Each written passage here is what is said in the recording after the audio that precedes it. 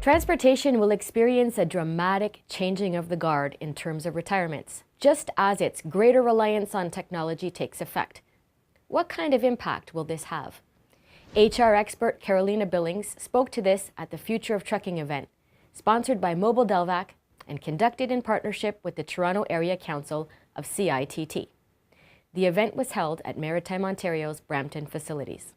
About a decade ago, we were experiencing the gloom and doom of all of the exiting boomers. It was almost as if everybody that was ready for retirement was going to pack their stuff and leave all at once, right? Like brain drain.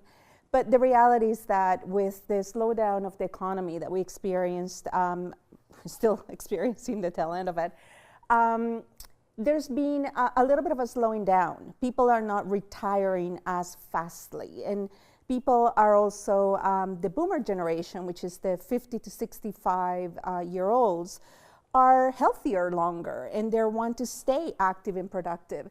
So they are looking, a large majority of them are looking for ways to make it more of a gradual transition. So, which is wonderful, because as incredible as young people are at embracing technology and embracing change, I happen to be a change junkie, so I totally relate. As wonderful as they are, there is a lot to be said for experience, and there's a lot to be said for the wisdom that comes from just learning, from being around.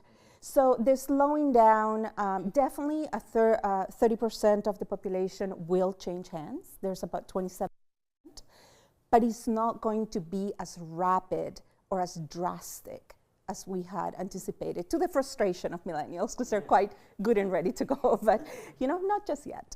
Speaking of passing on that torch, you believe that it's not necessarily going to be passed on to Gen Xers. They may get skipped over entirely for the millennials. What?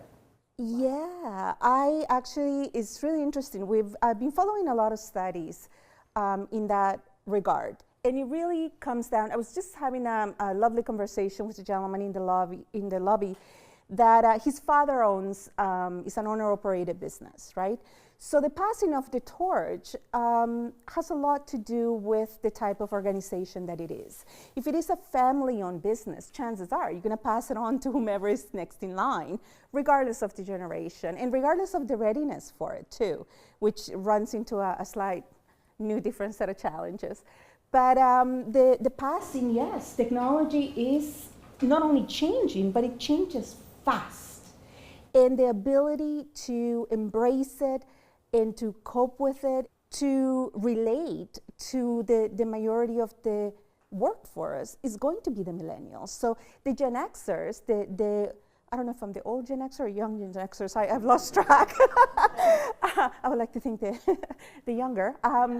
But the reality is that if you're not in a position of leadership, by the time you are in your 40s and 50s, with the wave of technology that is coming, you are looking at training whomever your succession planning is. You're already thinking of whoever is up to date with the latest technology, the brightest university.